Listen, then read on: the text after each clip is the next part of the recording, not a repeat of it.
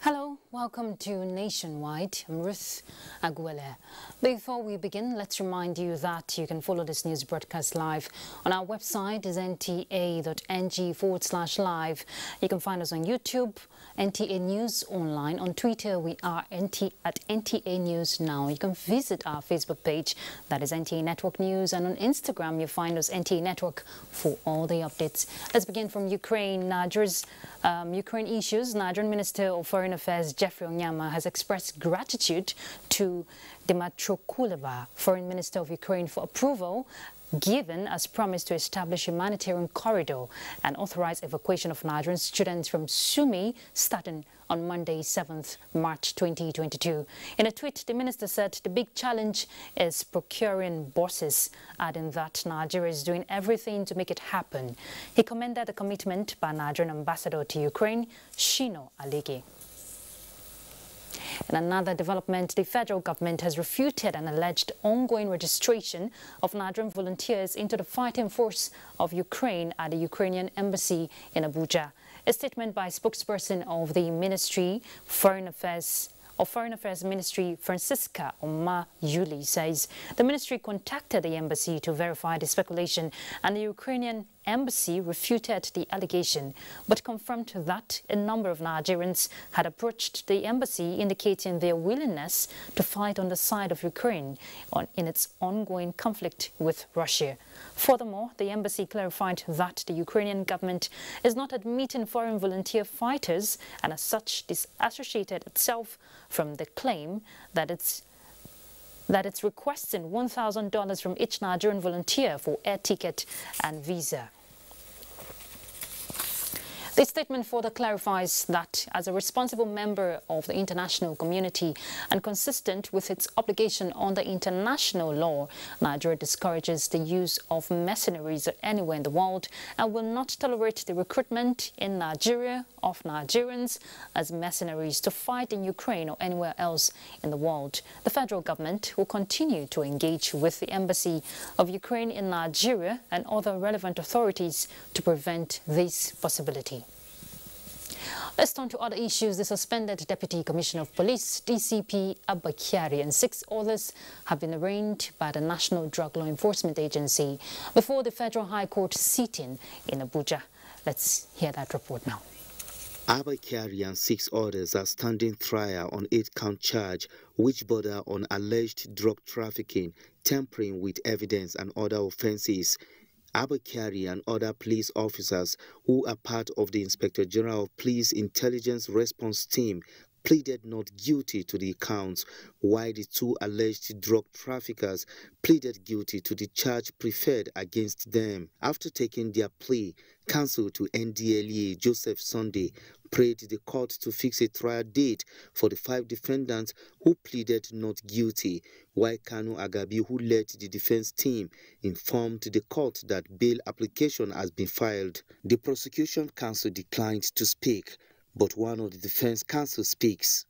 Well, I wouldn't like to go into the issues that affect the life of the case at this stage. What we're concerned at this stage is securing the bail of our clients. And they're pleading guilty or not guilty, that is left for them and their defense counsel. After hearing both parties, Justice Emeka Nwite adjourned the case to 14th of this month for hearing of the bail application. The Constitution Amendment bills on devolution of powers to state governments have been described as milestones that will deepen Nigeria's democracy. Guest on NTA's Good Morning Nigeria, who gave this position, also note that the rejection of bills on affirmative action is counterproductive. Leader Samson reports. Which seek to move items such as airports, railways, correctional centers and power generation from the exclusive list to the concurrent legislative list is viewed by the guests as forward-looking for the nation's democracy. The generation of power and distribution of power from area covered by the national grid to be available to the state via the concurrent list.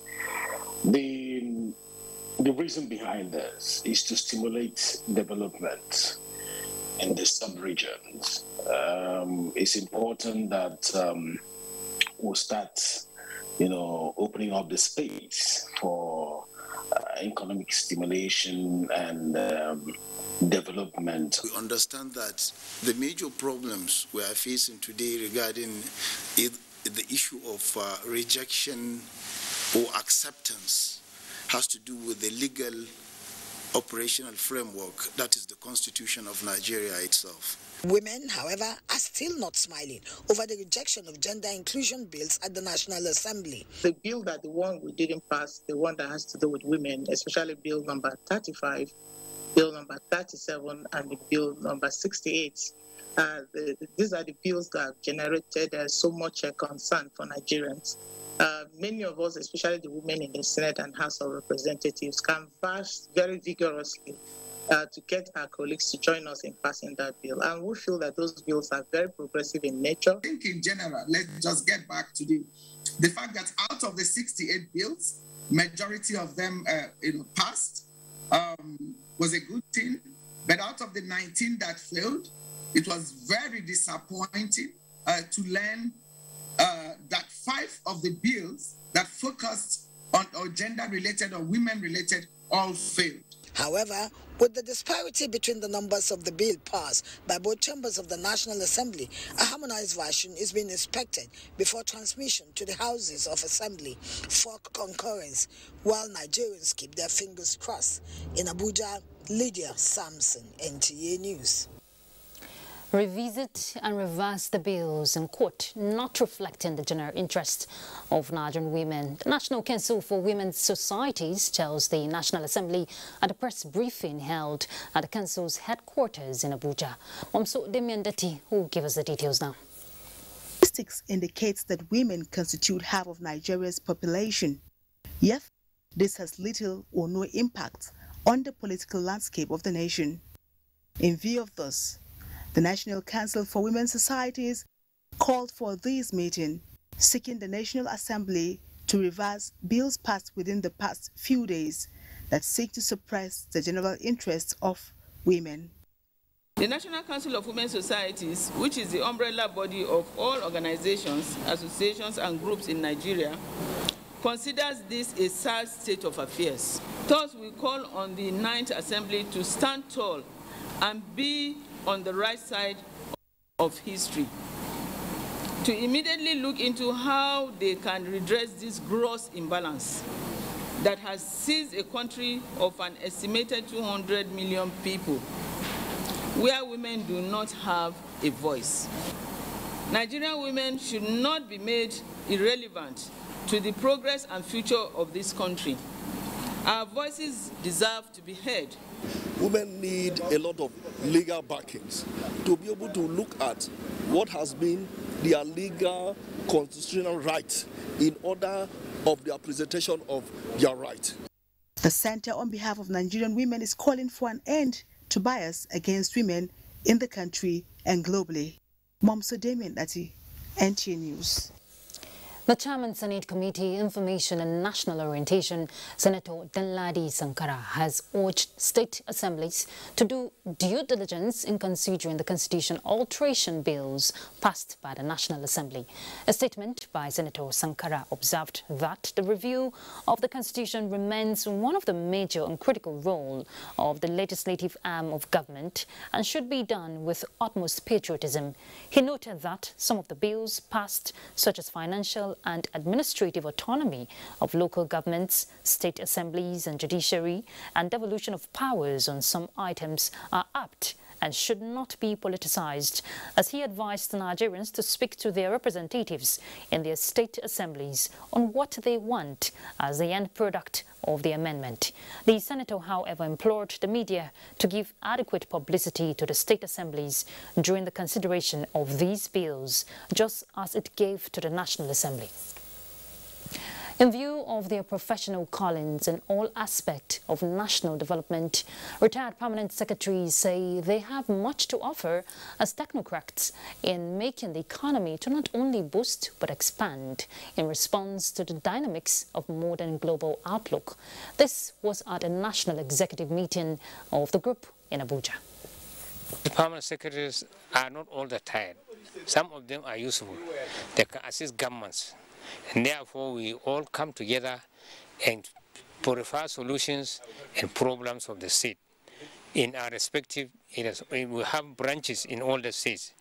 We normally, whenever the government comes, we sit down, since it is the only association that is made up all professionals. You find a doctor, a retired permanent secretary, a journalist, an engineer, an administrator. So we look at these sectors and give our advice for the state government to look at. 1,000 civil servants drawn from the federal ministries, departments and agencies are to receive information and communication technology training this year under the third phase of the federal government's ICT for Change initiative. Secretary to the Government of the Federation, Boss Mustafa, signed a memorandum of understanding to this effect with Huawei Technologies Nigeria Limited to signal the commencement of the latest phase of the program. Mitari Ekman reports. The ICT for Change initiative is in line with the federal government's desire for e-government operations to go paperless, digitize records and files, as well as automate workspaces. 2,000 Nigerian youths and 1,000 federal civil servants have benefited since the program took off in 2019, and COVID-19 makes this third phase pertinent to consolidate on previous gains. This phase would expand topics to focus on areas including 1, ICT development trends, 2, e-government for the future, 3, 5G motivation and industry progress, and 4, cybersecurity strategies. An implementation task team comprising officials from the Federal Ministry of Communications and Digital Economy and the Office of the Head of the Civil Service of the Federation will select participants for the ICT training. Now we take training very, very important in head of service, and that is why in our own strategic plan, capacity building is an integral part of the items, one of the pillars in the plan, which will significantly improve the efficiency in public service. This partnership between government and the private sector is expected to produce more paperless offices and a smart workforce. In Abuja, Mitaire Ikwen, NTA News. Ahead of the 2023 general elections, the All Progressives Congress has administered oath of office to new state chairman of the party. Abdurrahman Jabrila reports that the event took place at the Buhari House, National Secretariat, Abuja. I defend the Constitution of the All Progressive Congress. These are the 36 state chairmen of the APC out of 37, Sokoto State excluded, taking out of office to enable them hit the ground running as the 2023 general elections continues to take shape, with INEC releasing timetable of activities. At this point, I would like to draw your attention that the work has just begun.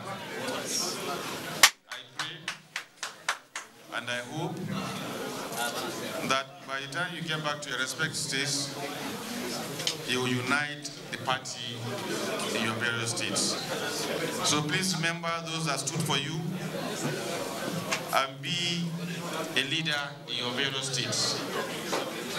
Whatever actions you take, put at the back of your mind the principle of fairness, equity, and justice.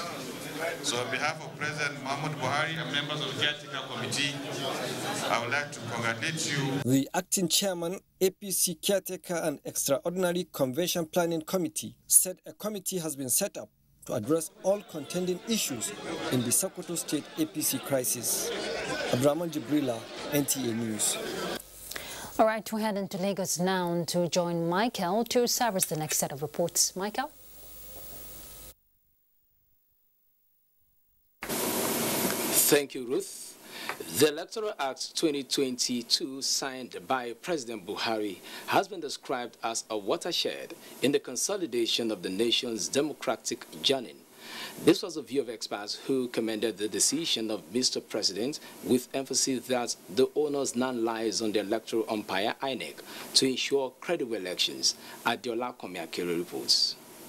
The signing of a 2022 Electoral Act by President Buhari has come with lots of expectations from Nigerians on the roles the Independent National Electoral Commission INEC will play in ensuring a free, fair and credible polls come 2023 and beyond. For many years, Nigerian elections have been fraught with challenges ranging from lack of independence of Electoral Commission, elongated election dispute resolution, to irresponsible behavior by politicians and their hired thugs who disrupt the process. This is fantastic. See, nobody don't have to use their hand to start doing mathematics. The system will computerize all those things for us. So as we vote, it goes straight down into the portal that says, Mr. Dixon actually voted, and this is what he voted for. The actual count will come up. So nobody's going to be using money to sensitize people, to give to people, to bribe them to do all kind of stuff. Now, putting an end to these irregularities that paint an electoral process in bad light is what the 2022 Electoral Act as amended will address. This is because it has specific provisions that have made the Act more unique. INEC must live above board like Caesar's wife and conduct a free, fair and credible elections in 2023, so that the outcome of the 2023 elections will be not only be rancor-free, but will be generally acceptable by vast majority of Nigerians and, of course, the political actors within the Nigerian politics. And that will give a lot of legitimacy to the government that is going to come in. With over 176,000 polling units nationwide, stakeholders and political gladiators say this Electoral Act could not have come at a better time, and INEC is destined to deliver in the political chess game. INEC has been improving, year in, year out, in every election. And with this new law, very soon Nigeria will be a role model in Africa. Experts are, however, of the opinion that while expectations from INEC are high, it also behoves on the political class to play the game by the rules as set by the Electoral Act, the Constitution, and the umpire's guidelines. In Lagos, Adeola Komiakere, NTA News. Nigerian youth have a chance to develop better entrepreneurship and career skills with the establishment of the American Ikeja Corner. The project, which is in partnership with the Lagos State Government and the U.S. alumni universities, was declared open by the U.S. Ambassador to Nigeria, Maribeth Leonard. Give George tells us more.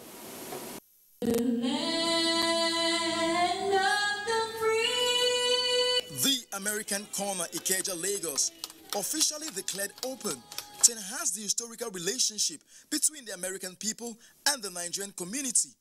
It will build bridges and promote collaborations between both countries. Economically, it will provide a hub for empowerment programs for young Nigerians seeking new skills, innovations in technology, as well as leadership and entrepreneurship opportunities. An American Corner is a free space where people can come and learn about the United States. They can learn about educational opportunities. They can take part in a variety of programs and activities that will help them to figure out their professional aspirations through this American space and explore the opportunities that are here, explore how through education and engagement and empowerment. Education and technology is the third pillar in our themes agenda. We continue to push the value proposition in these areas because we think they're fundamental cornerstones to solving our developmental challenges. Central to the hub is the area of socio-cultural programs, providing information about educational opportunities available in the U.S. by developing relationships with the U.S. alumni universities in exchange programs. Either you want to travel to the United States, you want to school there, you want to network, you are seeking partnership, you're seeking sponsorship, you're seeking scholarship. This is where you can find those kind of information. We've had some on career building, we've had workshops on tech skills, we've had workshops on 3D printing and design, we've had robotics workshops, so many different workshops, digital marketing, so many affiliate marketing, so many amazing life-changing and life-transforming workshops. The American Corner Ikeja is the newest of the 19 American spaces in Nigeria. In Lagos, Gift George, NTA News. Don't forget that you can follow this news broadcast live on our website at nta.ng/live and on YouTube at NTA News Online. You can also visit our Facebook page at NTA Network News, Twitter handle at NTA News Now, and on Instagram at NTA Network for updates. Time for some messages, and when we return, Nationwide continues with Ruth in Abuja.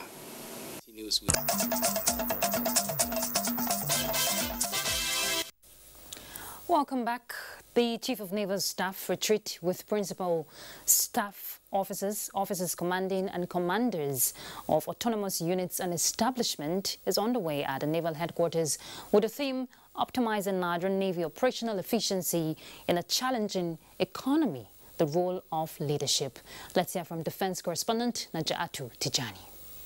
The evolving nature of security threats in the nation requires leadership at different levels to have the requisite skills to tackle these challenges. And that is why at this 2022 Chief of the Naval Staff retreat holding here at the Naval Headquarters with the theme Optimizing Nigerian Navy Efficiency in a Challenging Economy, the Role of Leadership is aimed at realigning attitudes and management to tackle these challenges. For us, as leaders, we must deem it a worldwide obligation to do all that is necessary in securing the nation's economic prosperity within the context of the prevailing national political economy and enhancing our security as a maritime force. Officers occupying the top echelon of the Nigerian Navy are part of this retreat, and they are expected to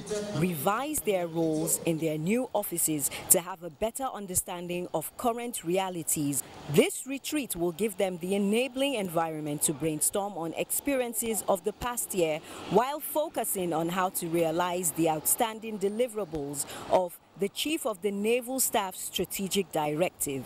The retreat is aimed at realigning attitudes with the urgency of the moment to proffer the best behavioral approaches to problem solving.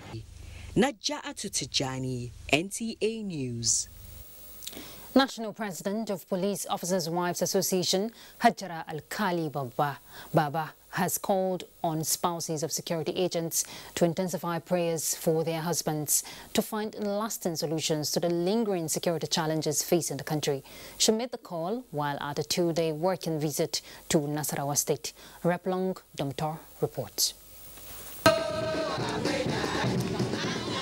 The national president and her entourage were received in Lafia by the Commissioner of Police, Nasarawa State Command, alongside other officers of the command and POA in the state. Hajara said her leadership is poised to prioritizing welfare, education and healthcare needs of police families. They should not be nagging wives, they should be prayerful, they should do all the necessary things, keep to the rules and regulations of the barracks so that we get what we want. It's the benevolent act of the Inspector General of Police that he doesn't forget his people, those who have, those who don't have. He has done this through power. She urged the police officers' wives to continue to entrench peace in their homes to inspire their husbands to focus their attention to their duties. Sewing and grinding machines as well as food items were distributed to over 80 wives of police officers, among whom were widows. I'll use it to sew, to help myself and my family. I'll use it to do business with you and take care of my family. The POA national president during the visit also inaugurated a block of 3 classrooms at the Police Children's School, where she reiterated the importance of education to the country's advancement. Other activities by the POA national president was a visit to the Nasarawa State Police Command headquarters, where she was received by a guard of honor, as well as a homage to the Emir of Lafia, Justice Sidi Bagay. In Lafia, Rep Longdom 2, NTA News. The Archbishop, Metropolitan and Primate of all Nigeria, Most Reverend Henry Ndukuba, has enjoined Nigerians, irrespective of religion or ethnic inclination, to embrace peace, especially at this challenging time. The primate, who was on a special visit to Kano, said this shortly after a service at St. Stephen's Anglican Church. Muhammad Ali reports. The visit by the primate of all Nigeria, Most Reverend Ndukuba, is like a homecoming to Anglican Communion Kano, a place where he started. It is also served as an opportunity for church members to interact and hear the words of God from the primate. At a church service, the Archbishop Henry Ndukuba admonished Christian faithful to love one another and remain peaceful with their host community. That we will continue to say is that Nigeria has a great future. And in fact, I believe that nobody will want to destroy his own house or kill his own people. Most of the people that are doing this may be people from outside colluding and colliding and collaborating with some of the people inside of our nations, our different parts. And although we may say that Kano has experienced a relative peace, of all the upheavals here and there, we want to appreciate the efforts of the government. On the 2023 general elections, the primate called on youth not to engage in any act capable of destroying their future. We ask all people to engage in prayer, but also be involved in the political processes that will bring the leadership of our nation come 2023. The reunion with primates was full of joy to members of Anglican Diocese Kano. Muhammad Ali, NTA News. We'll make another stop in Kaduna as we join Salamatu to pick up from there. Salamatu. Thank you, Ruth, and a warm welcome. Internally displaced persons from crisis-ridden areas in some part of Kaduna and Borno states taking refuge in Kaduna IDP's camp have received donation from the National Commission for Refugees, Migrant and Internally Displaced Persons. Amina Saidu reports that the Commission provide relief materials to cushion the hardship of the IDPs. Kaduna Internally Displaced Persons Camp harbored people who were forced out of their ancestral homes by banditry, tribal or religious conflicts. Life in this situation is quite harsh with absence of basic amenities. Addressing these challenges and to bring new lease of life to the refugees informed the intervention of the National Commission for Refugees, Migrants and Internally Displaced Persons in providing some essential needs to the IDPs. Naomi Ibrahim Malia is among those forced out of their homes by conflict, but relief came her way with the presentation of food items by the Commission.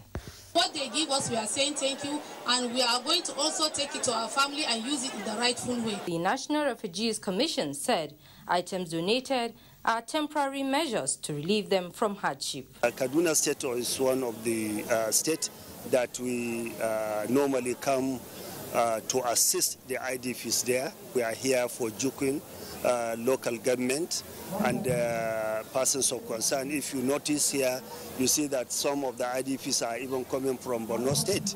We continue to sensitize the good people of Jukin local government, particularly the youth, to know the importance of peace. In any given society where there is no peace, there will be no meaningful development. Beneficiaries like Naomi are from Kaduna and Borno states, looking forward to returning to their homes in the future. Amina Saidu, NTA News. The National Information Technology Development Agency, NTA, is driving the present administration's economic diversification policy through digital agricultural transformation using smart technology. The Director General, NTA, Kashifu Inua, stated this during the closing ceremony of training to over 100 youths under its National Adopted Village for Smart Agriculture in Jigawa State. Ibrahim Bello has the details. The week-long training has exposed participants to digital agriculture, smart technology and innovation aimed at improving agricultural practice for increased productivity and ensure maximum profit for farmers, especially youths. Director General NTA, Kashifu Inua, who joined the closing ceremony virtually, is positive that the National Adopted Village for Smart Agriculture, NAFSA, will succeed in the quest for economic diversification using agriculture. As a student, this is an opportunity for you to conceptualize and start your own business before graduating. Jigawa State Governor, represented by SA Wheat Production Yasa Wada, and other speakers say the need to digitize agriculture and its general practice has never been more emphasized, with more opportunities for the youth to ensure food security and the much-needed economic diversification. It has enhanced our farmers in getting more yield and less stress in the farm. It will enhance production, it will enhance wealth creation. It will help them to undertake their various researches and other important academic activities. The problem of agri now in this nation is all about capital, but they show us how many ways to generate all those things. Earlier, the team visited Federal University Dutse demo site, developed and equipped by NTA, with modern technology for smart irrigation and smart brooding system. In Dutse, Ibrahim Bello, NTA News. And that completes our package from here. Meanwhile, you can follow this news broadcast live on our website, nta.ng/live, and on YouTube channel, NTA News Online. You can also visit our Facebook page, NTA Network News, Twitter at NTA News Now, and Instagram, NTA Network, for updates.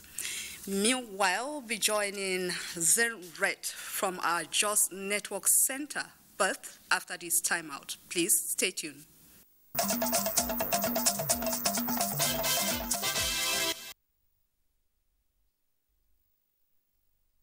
Thanks for staying tuned. The Judiciary Staff Union of Nigeria Plateau State Chapter has embarked on an indefinite strike demanding for the implementation of lingering peculiar allowances approved by its national body since 2014. Ijoma Ozemina has more. The Judiciary Staff Union of Nigeria Plateau State Chapter embarked on the indefinite strike over what they call specific allowances, to include security, outfit, and domestic allowances. Following the declaration of the strike, most courts in the state are on the lock and key. We have series of meetings, and yet there was no any fruitful result. The committee, as I said, ended unceremoniously because based on the information that the management gave to the committee, that there is even no money to pay salary, and in December they went out of their way in order to borrow for money and augment our salary. The Chief Registrar of Plateau State High Court, Ladi Madaki, says in the document of financial autonomy signed by JUSUN at the national level and its negotiating team, there was no mention of such allowances. If you have to push for this, go back to establishment or go back to the House of Assembly. Let them pass a law to say you're entitled to outfit to this allowance and it's assented by the executive. Then we here have no basis to say we will not pay those allowances. She urged the union to rescind their decision and return to work. In Jos, Ijoma Ozemina, NTA News. To monitor the effects of weather forecasting and climatology, automated and manual weather stations for schools across the 3 senatorial districts of Plateau State has been inaugurated. Ijoma Ozemina again reports. The weather stations are said to be equipped with instruments for measuring atmospheric conditions to ensure real-time data streaming. With the establishment of one of the weather stations at the University of Jos, the institution is to leverage on it to strengthen the capacity of its staff. For the betterment of humanity, in the name of the Father, the Son, and of the Holy Spirit. Amen. From this, Plateau State can have its own weather outlook, local weather outlook, from the data that will be generated here. In the event that the national data and the weather outlook is not presented on time, we can leverage on what we have as information. Management of the university expressed gratitude to the state government for the gesture and appealed for provision of more facilities in the school. We want to plead with you. You have a center of NIMET in Katsina and in Lagos. Let UniJOS house the central Nigeria. We can house it through our consultancy or we can house it through geography so that you can train personnel for NIMET. Records show that automated and manual weather stations provide frequent and accurate readings of weather conditions. In Jos, Ijoma Ozemina, NTA News. That's it from Jos. It's back to Ruth for more reports on Nationwide. Thank you, Zenret. Sufficient trade negotiations capacity is considered a sure footing in advancing Nigeria's chances in the global recovery journey occasioned by the coronavirus pandemic. Now, this formed the basis of the first ever National Intensive Trade Negotiations Simulation Skills course by the Nigerian Office for Trade Negotiations in collaboration with ODI and UK Aid in Abuja. Bosade Ibo reports. Nigeria is said to be one of the most open services markets in Africa, receiving an overall rated score of 27.1%, virtually open on the Services Trade Restrictions Index published by the World Bank. Sustained by government policies and increased private investments, growth in the sector has driven the diversification of the economy. In taking further actions to deepen the gains, the Nigerian Office for Trade Negotiations, in collaboration with Overseas Development Institute and UKAID, is exposing Nigerians both in the public and private sectors to the new ways of negotiating trade across key sectors. Its target is to attract more investment and boost job opportunities. I've seen very determined participants who have already taking the step forward to move our country forward. Training has achieved its objective by equipping the Nigerian team about how to negotiate trade deals for Nigeria. This is to get Nigerians to get the very good deals that will help the country.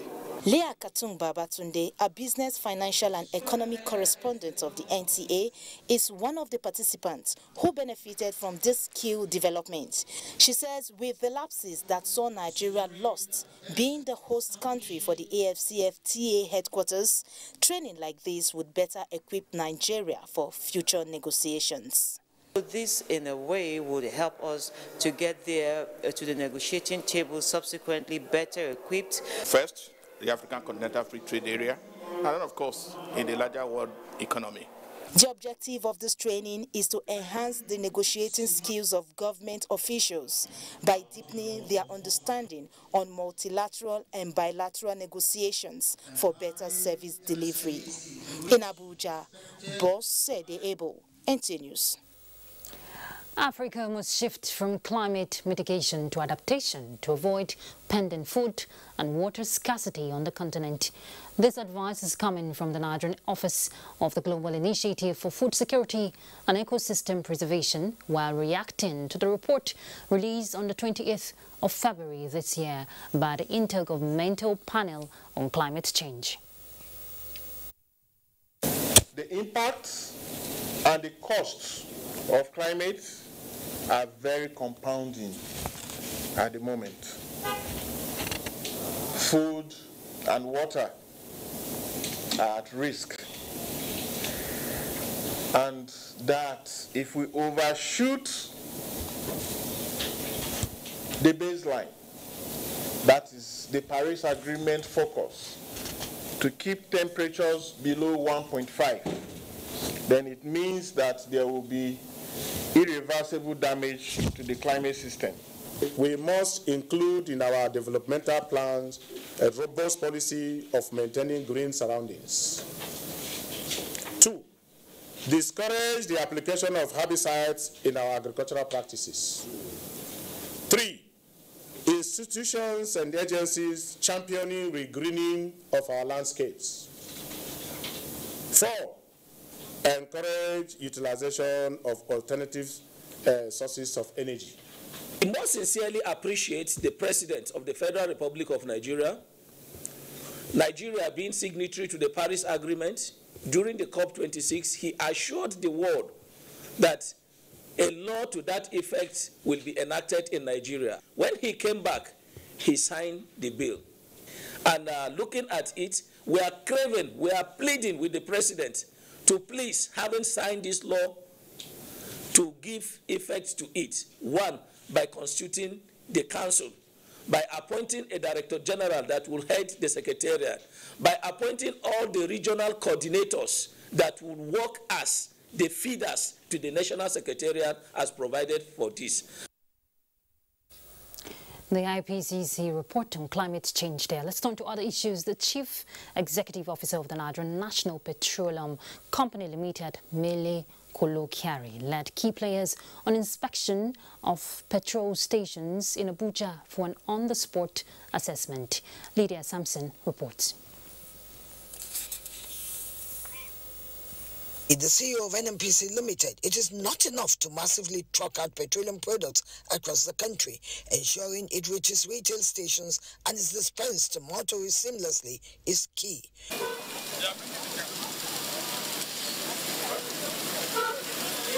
At the petrol stations visited, the sale and dispensing of petrol was ongoing, with the station dealers and managers acknowledging that the situation is easing up. Over the past 3 days, we have had a steady supply, and the queue have lessened. All the cars don't stay for more than an hour on the queue, and alhamdulillah, everything has steadied up.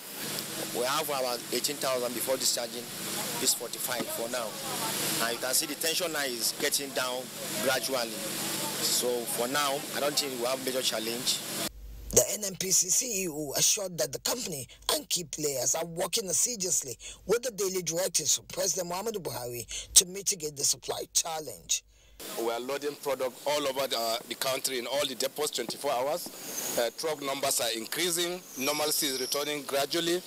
We have seen the situation in Lagos and Abuja have greatly improved. We are very sure that normalcy will return very soon. That is why we are here to ensure that our stations sell 24 hours. And not only that, to make sure that normalcy quickly returns to our country. And of course, what is also very, very true is that Mr. President is constantly coming in picture of what is happening. We've had unprecedented supply. We have exceeded the national average. We had 35 days supply stock nationally. Our people are also monitoring in the fields and making sure that every retail outlet is working, dispensing from every available pump. Okay, and in all this, there's been quite a lot of collaboration between the authority and other stakeholders, particularly NMPC, which has ramped up this supply. They are optimistic that with the deployment of unprecedented fuel supply in the country, the narrative will soon change for good. In Abuja, Lydia Sampson, NTA News. We join Ogochukwuka in Benin now.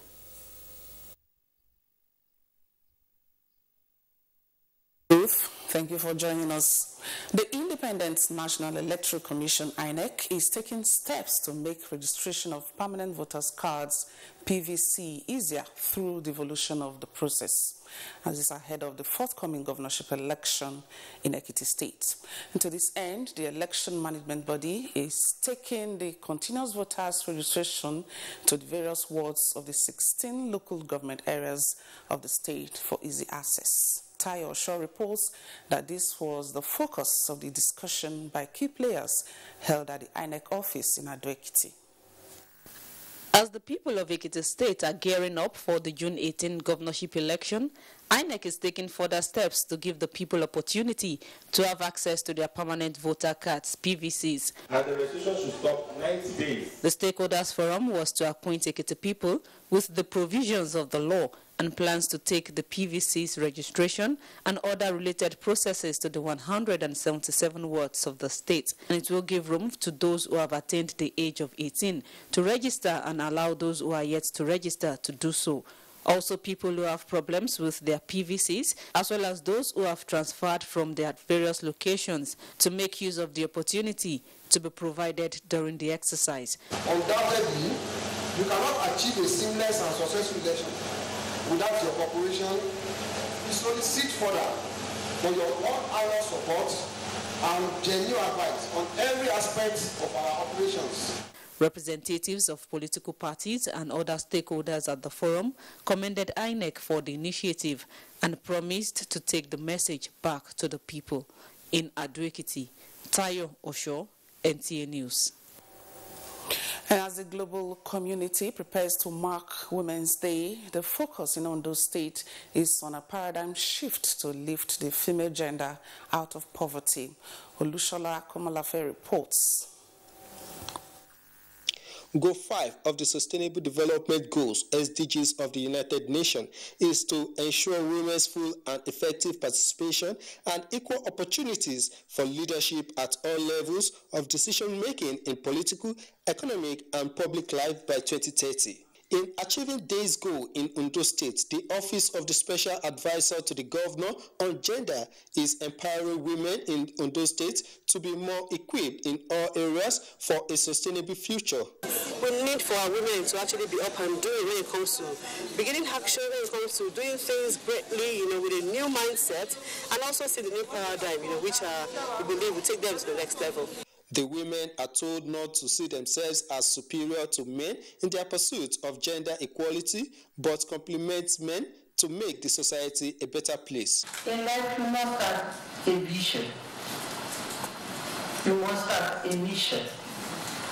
You must prepare yourself adequately. Nothing falls on your laps. Nothing. You must work towards it. Speakers at the event urge participants to channel their energy into ventures the society can benefit from, while participants say the seminar is an eye-opener. In Akure, Olushola Komalafe, NTA News. And the news continues in Abuja. Ruth. Thank you, Agochikuka. Minister of Information and Culture, Lai Mohammed, says the federal government is set to initiate behavioral programs capable of dissuading the youth from engaging in ritual killings and other criminal activities for a better society. The minister stated this in Abuja, Ogun State, at the grand finale of 2022 Lisabi Festival Day. Tokbe Alabi reports.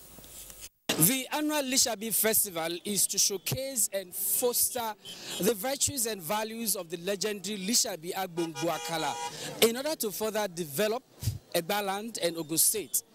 Minister of Information and Culture, Alhaji Lai Mohammed, who was represented by the General Manager NTA Abeokuta Fumi Wakama while speaking on the theme Youth Inclusiveness and Emerging Reality in Socio-Economic Development of Egbaland, congratulated Ogun State Governor Dapo Abiodun and Egba indigents on the 35th Lishabi Festival. The minister, who decried the spate of youth delinquency in the country, said the federal government has come with some preventive measures so as to make youth more responsive to socio-economic development in Nigeria. The National Film and Video Censors Board has therefore been directed to take the issue of ritual killing seriously while censoring and classifying films and videos. Ogun State Governor Dapo Abiodun commended the people of Egbaland for the continued commemoration of the age-long Lishabi Festival and called on them to work for unity and progress of the state and Nigeria in general. Celebrations such as this must serve as a reminder to us of our individual and collective responsibilities to our motherland. This is the best ever Lishabi Festival that we have had since we started 35 years ago. We must continue to celebrate our heroes to remember history of our past. Highlights of the festival include paying of homage by sons and daughters of Egba land, both home and diaspora, to Alaki and paramount ruler of Egba land, and some goodwill messages which centered on oneness in Nigeria. From the Ake Palace here in Abeokuta, talked by Alabi, NTA News. There you have it. We're done. Thank you very much for your time. Remember, together we can stand against rape and rapists. I'm Ruth Aguela. Bye.